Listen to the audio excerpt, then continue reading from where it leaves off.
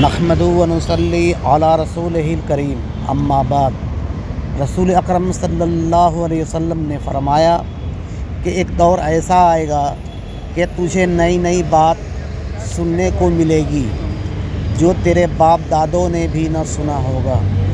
تم اس وقت اپنے باپ دادوں کے مسلک پہ قائم رہنا۔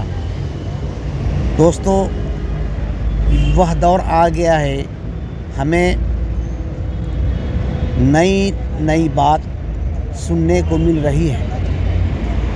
ابھی حال میں جمعیت کا فتنہ برپا ہے، جو بتوں کو نبی کہتا ہے اور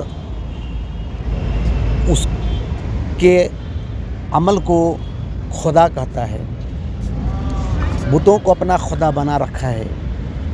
اللہ تعالی ہمیں ان فتنوں سے بچائے۔ وآخر دعوانا الحمدللہ رب العالمین۔